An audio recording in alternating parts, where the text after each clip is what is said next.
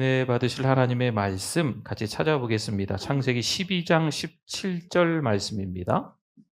하나님의 말씀 창세기 12장 17절 같이 한번 읽어보겠습니다. 여호와께서 아브라함의 아내 사레의 일로 바로와 그 집에 큰 재앙을 내리신지라. 아멘. 잘 나오셨습니다. 우리 옆에 분들 앞뒤 분들 보시고 같이 함께 우리 반갑게 인사 나누시겠습니다. 잘 오셨습니다. 은혜 많이 받으세요.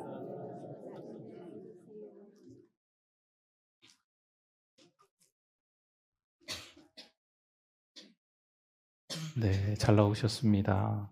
우리 편찮으신 분들도 좀 계신데 또 우리 하나님이 건강 주시고 평안을 주실 줄 믿습니다.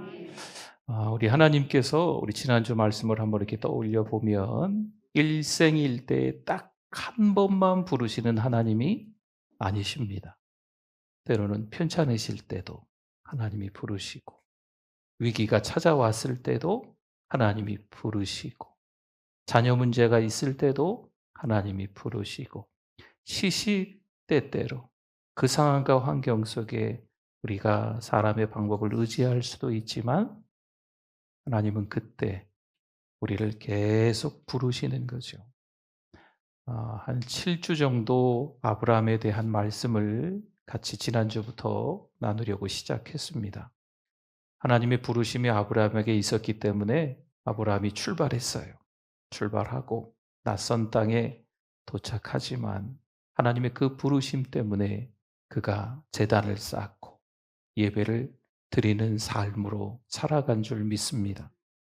하지만 오늘 본문을 보면요, 그렇게 믿음으로 시작한 아브라함이 참 안타깝지요. 뜻밖의 실패를 하는 장면이 굳이 성경에 기록되어 있습니다. 그 실패는 기근이라는 어려움 앞에서 하나님을 의지해야 되는데, 하나님만을 바라봐야 되는데 하나님을 바라본 게 아니고 다른 것을 먼저 의지한 데서 비롯됩니다. 사실 우리는 이 장면이 낯설게 느껴지지는 않습니다. 신앙생활을 오래 하신 분들일수록 이 내용이 조금 공감되어지실 것 같아요. 한때는 말씀을 따라 살았고 예배밖에 몰랐던 우리들이었지 않습니까? 근데 어느 순간 삶이 무겁게 느껴지는 거지요. 현실의 어려움 앞에 너무 지친 우리 일상들이 들여다 보이는 거예요. 믿음보다 불안이, 말씀보다 눈에 보이는 방법이 먼저 떠올랐던 기억. 신앙생활을 오래 하신 분들일수록 오히려 더 우리에게 그런 모습이 있다는 거죠. 성도 여러분, 그래서 믿음은요, 시작이 다가 아닙니다. 나 믿음 생활을 이제 시작했어. 시작이 반이야. 믿음은 그렇지 않습니다. 믿음을 지켜가는 길에서 참 많이 흔들릴 때가 있습니다. 성경은 그런 우리의 모습을 감추지 않고 보여줍니다. 우리 지난주부터 만났던 아브라함이 바로 그 신뢰라고 볼 수 있어요. 믿음의 조상이라고 불리고 있는 아브라함입니다. 그런데 그가 위기가 찾아왔을 때 오히려 하나님만 의지하고 기대는 게 아니고 두려움에 빠집니다. 두려움에 빠지면 뭐가 또 연결되는지 아세요? 실수하게 돼요. 두려움에 빠지고 실수하고 관계가 틀어지고 또 상처가 생기고 믿음의 사람으로서 신뢰도 떨어지는 겁니다. 하지만 오늘 본문은 그 실패가 끝이 아니다라는 것을 말씀해 주고 있습니다. 하나님은 그 자리에서 아브라함을 너 잘못했잖아 이런 식으로 정죄하지 않으세요. 오히려 다시 회복의 자리로 하나님이 잡아 일으켜 세워주시는 줄 믿습니다. 성도 여러분, 이 말씀이 큰 위로가 저는 되더라고요. 인생을 살아감에 있어서 신앙의 사람으로 살아가려고 하는데 실수할 때가 있거든요.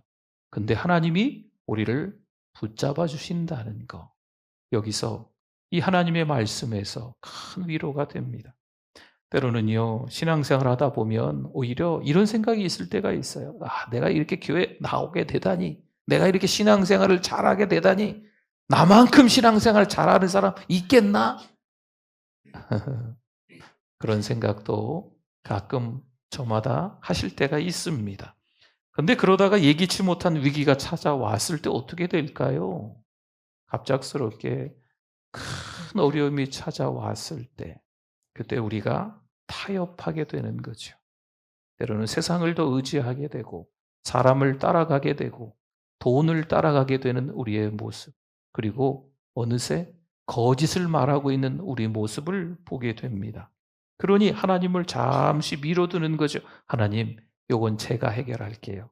하나님은 잠깐 빠져주세요. 여러분, 그럴 때 우리 안에 이런 질문이 좀 필요해요. 혹시 내가 하나님보다 더 의지하고 있는 것은 있지 않았을까? 오늘 우리는 이 말씀을 통해 좀 기억하려 합니다. 믿음의 사람도 이처럼 실수할 수 있다. 믿음의 사람도 이처럼 실수를 꼭 합니다. 그러나 하나님의 회복은 실패를 넘어 멈추지 않고 이어지는 줄 믿습니다. 그렇게 지금 우리가 이 말씀 앞에 서 있는 이 순간도 하나님이 오히려 다시 불러주시는 거예요. 다시 회복의 자리로 오라 하시는 신호인 줄 깨달으실 수 있기를 바랍니다. 하나님의 부르심은요, 우리의 실수보다 크세요. 하나님의 그 부르심은요, 우리의 실패보다 더 크신 사랑으로 그 실패를 덮어버리시는 거죠. 믿음의 길은요, 한 번도 넘어지지 않는 완벽한 길로 가는 게 아닙니다. 넘어지는 거예요. 넘어질 수 있다는 거죠. 실패할 수 있다는 거죠. 위기 앞에서 세상이 더 좋아 보일 수도 있어요. 저도, 여러분들도 마찬가지예요. 그러나 그때 다시 믿음의 길로 오는 거예요. 하나님은요, 우리가 넘어질 것을 모르시는 분이 아니십니다. 넘어질 때 다시 일어나기를 기다리시고, 어떤 경우에는요, 아예 먼저 나서셔서 그냥 우리를 일으켜 주시는 거죠. 여러분, 그런 하나님이신 줄 믿으시기를 바랍니다. 성도 여러분, 혹시 지금 우리의 마음속에도 말하지 못한 어떤 실수가, 아니면 그때 참 후회돼, 아니면 우리 안에 여전히 이 믿음의 연약함들이 남아있진 않습니까? 그렇다면 오늘 이 말씀이 우리를 다시 부르시는 하나님의 음성으로 들리실 수 있기를 바랍니다. 실패해도 괜찮아. 하나님이 그렇게 말씀하시는 거예요. 괜찮아, 괜찮아. 다시 일어나면 되지. 하나님께서 손 내미시는 거죠. 오늘 우리가 그 믿음으로 응답하는 시간이 되기를 소망합니다. 먼저 10절 말씀에 보니까요, 그 땅에 뭐가 들었다고 합니까? 기근이 들었으므로 아브라함이 애굽에 거류하려고 그리로 내려갔으니 이는 그 땅에 기근이 어땠대요? 심하였음이라. 아멘. 하나님의 약속을 따라 아브라함이 하란에서 여기 가나안 땅으로 오게 됩니다. 사실 언제쯤 와서 언제쯤 기근 때문에 애굽으로 내려갔다 성경에 정확한 기록은 없지만 이 말씀을 연구하시는 분들을 좀 보면, 그분들의 이렇게 책들을 좀 넘겨다 보니까 이건 거의 비슷한 동시에 일어나는 일들이에요. 네. 하나님의 은혜로 인하여서 하나님의 그 부르심 때문에 가나안에 도착했는데 그 땅이 갑자기 뭐가 들었어요? 심각한 기근이 든 거예요. 여러분, 말씀 따라서 순종해서 그 자리에 왔는데 위기가 찾아온 거죠. 이때 아브라함의 선택은 뭘까요? 여러분, 이 선택은요, 어찌 보면 우리랑 너무 닮아 있는 모습인 겁니다. 믿음의 길에도 어려움과 위기가 찾아올 수 있다는 사실입니다. 나는 신앙으로 지금까지 평생 살아왔는데, 하나님의 말씀 따라 순종하며 살아왔는데 뭐가 올 수 있다? 늘 풍요가 아니고 기근이 올 수 있다. 영적 풍요를 누리는 게 아니고 영적 기근이 찾아올 수도 있다라는 거죠. 여러분, 여기서 기근은요, 생존을 위협하는 극심한 결핍입니다.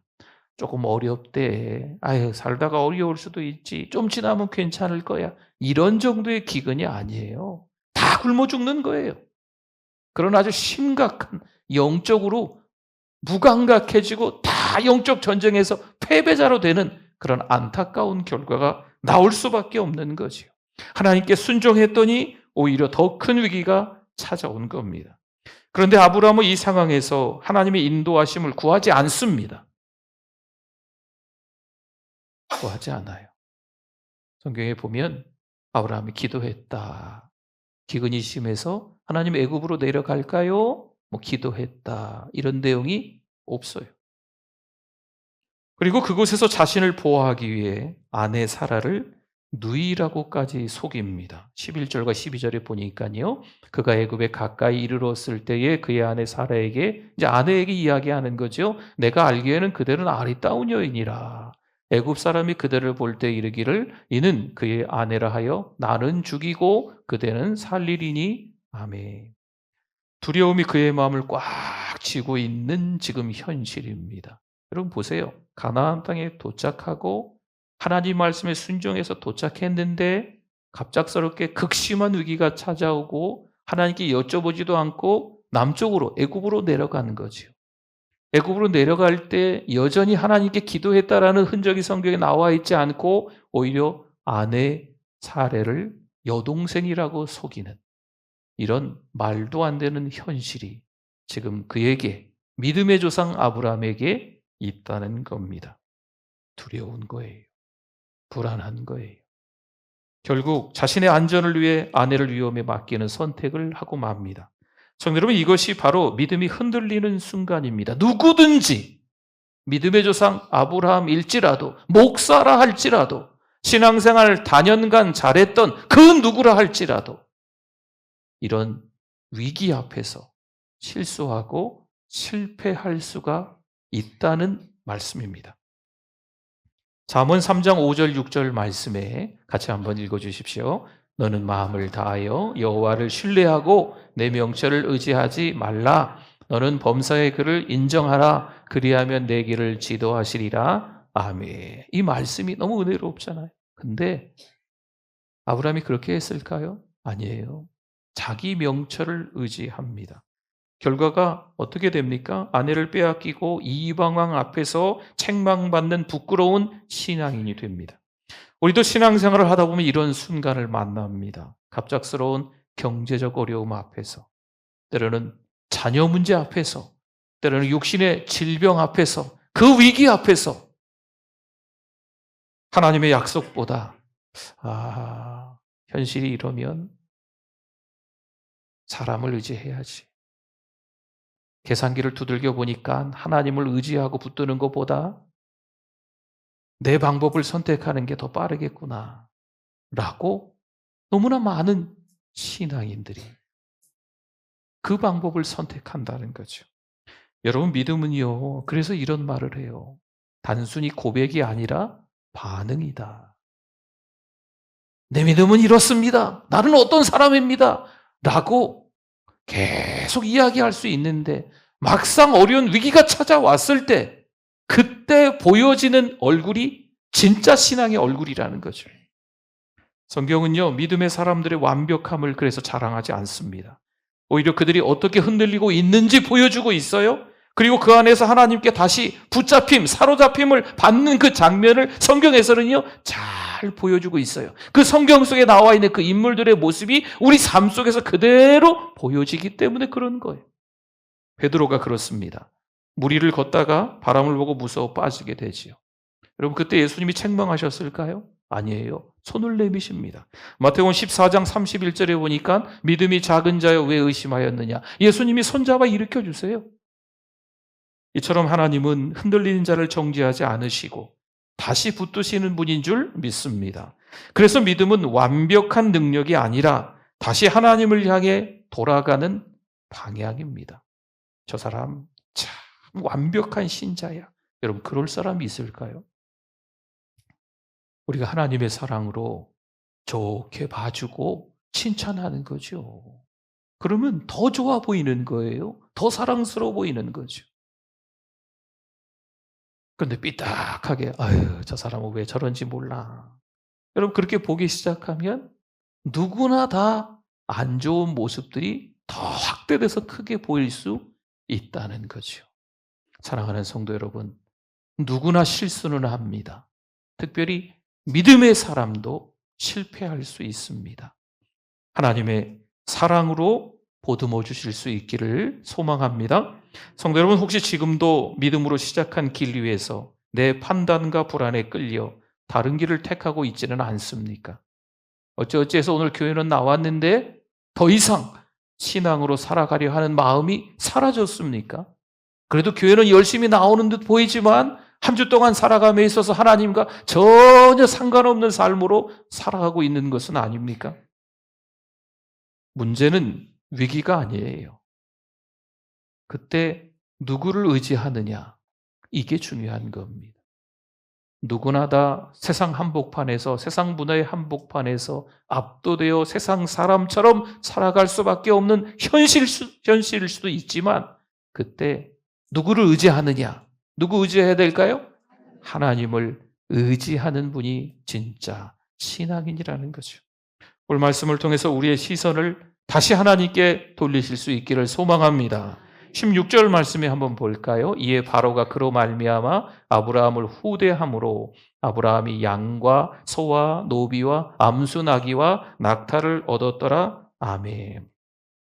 아브라함은 아내 덕분에 부자가 됩니다. 아내가 어떻게 됐어요? 그냥 궁으로 끌려 들어가는 거예요. 아내를 여동생이라고 속이고 그냥 아내는 끌려가요. 아브라함은 많은 재물을 받는 거죠. 여러분, 이건 좋은 일입니까? 잘된 일입니까? 아브라함이 부자가 됐잖아요. 모든 일들이 순탄하게 잘 풀리고 있는 거 맞습니까? 그렇지 않잖아요. 하나님의 영광이 가려집니다. 그리고 아내는 끌려갔습니다. 믿음은 무너지는 거지요. 이 관계가, 서로 간의 이 관계가 큰 상처를 입게 되는 어처구니 없는 상황이 또다시 만들어지는 거죠. 그러나 17절 오늘 읽었던 말씀을 저와 여러분들이 주목해 보실 수 있기를 바랍니다. 본문이었는데요. 같이 한번 또 읽어보겠습니다. 여호와께서 아브라함의 아내 사레의 일로 바로와 그 집에 큰 재앙을 내리신지라. 아멘. 하나님께서 그 바로의 가정에 경고하고 계시는, 단순한 경고가 아니에요. 하나님의 주권적이고 강력한 개입을 나타내주고 있습니다. 성도 여러분, 여기에 은혜가 있습니다. 잘 들여다보십시오. 아브라함이 지금 아내 사라를 누이라고 하고 아내가 끌려가고 많은 재물을 받게 돼요. 그때 아브라함이 하나님 앞에 통회자복하면서 3일금씩 하였더라. 몇 절에 나오나 찾아보세요. 작정 기도하였더라. 하나님 앞에 회개하였더라. 눈물 흘리면서 기도하였더라. 뭐 이런 말씀이 있을까요? 여러분, 그 말씀이 나오지는 않습니다. 그런데 방금 읽은 17절 말씀에 보니까 하나님이 회개도 없는 아브라함, 기도하지도 않는 아브라함 같아 보이는데 하나님이 먼저 개입하시는 거예요. 여러분, 그 이유는 단 한 가지입니다. 하나님이 언약을 지키시는 분이기 때문인 줄 믿습니다. 어떤 언약일까요? 사라는 단순한 여인이 아닙니다. 장차 언약의 자손 이삭을 낳을 어머니입니다. 하나님은 자신의 계획을 위해서라도, 또 실수한 아브라함을 위해서라도 적극적으로 지금 이 상황을 막아서고 계시는 거예요. 이것이 바로 우리가 믿는 하나님의 은혜입니다. 우리가 참 잘했기 때문에, 참 칭찬받을 만하기 때문에 하나님께서 용서해 주신 거, 이게 아니라니까요. 하나님의 뜻이 멈추지 않기 때문에, 우리를 사랑하시는 그 사랑이, 우리를 향한 하나님의 그 은혜가, 그 회복이 멈추지 않기 때문에 우리는 다시 그 자리로, 회복의 자리로 돌아올 수 있게 되는 줄 믿습니다. 전적인 하나님의 은혜라는 거죠. 시편 103편 10절에서 이렇게 고백을 합니다. 우리의 죄를 따라 우리를 처벌하지는 아니하시며 우리의 죄악을 따라 우리에게 그대로 갚지는 아니하셨으니. 아멘. 실수하고 실패하고 죄를 지을 수 있다는 거죠. 그런데 정죄하고 심판하시는 분이 아닙니다. 아브라함은 지금 하나님의 이름을 가리고 아내를 잃고 신뢰도 무너진 현실입니다. 하지만 하나님은 그 실수 속에서도 하나님의 일을 해 가시는 거예요. 아브라함의 믿음이 얼마나 무겁나? 아브라함의 믿음이 얼마나 깊은가? 얼마나 많은 사람들에게 그 믿음의 영향력이 있는가?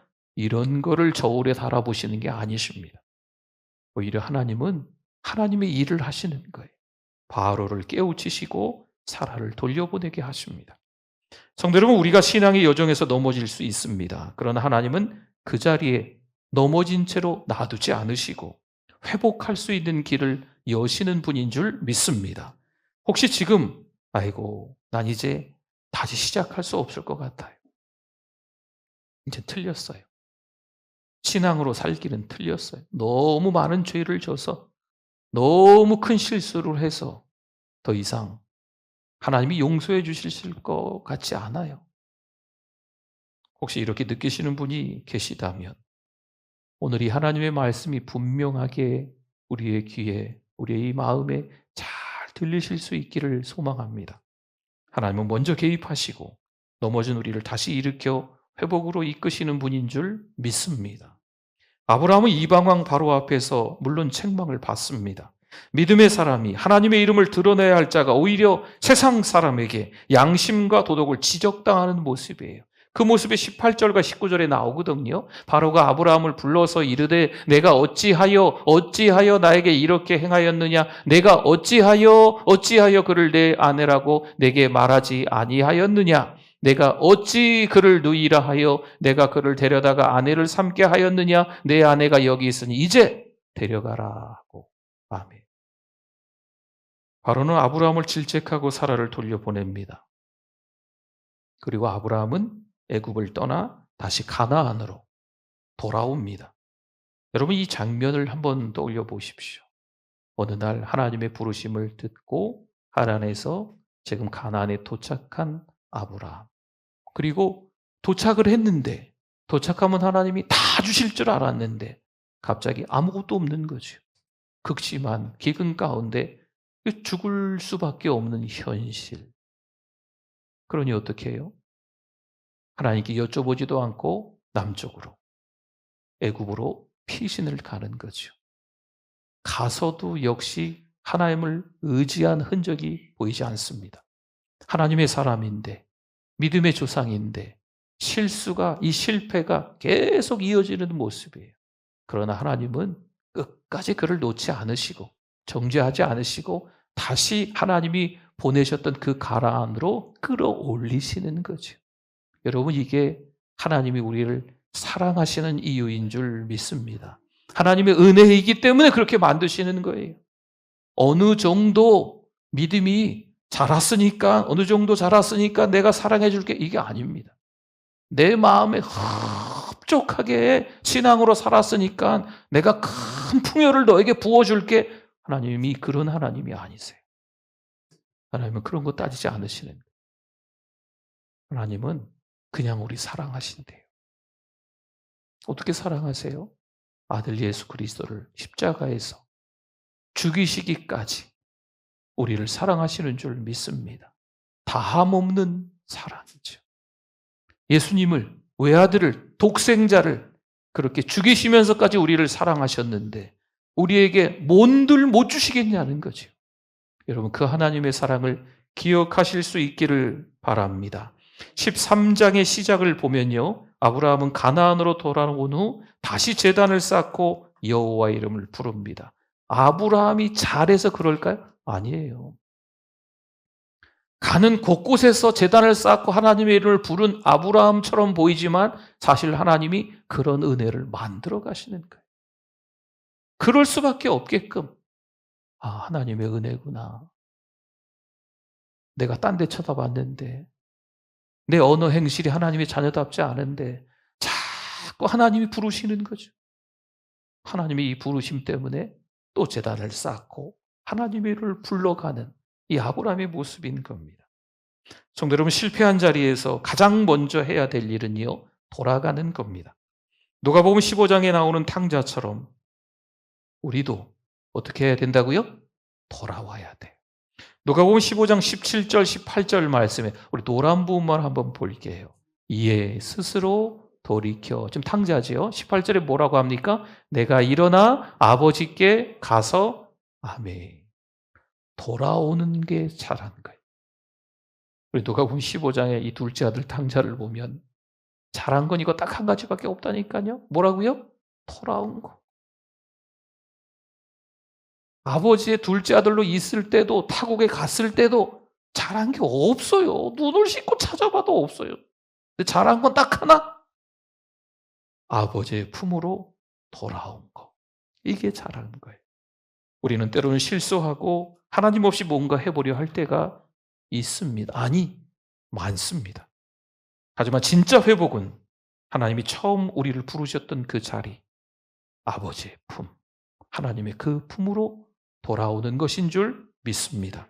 지금 여러분이 있는 그 자리에서 하나님을 다시 바라보실 수 있기를 부탁을 드립니다.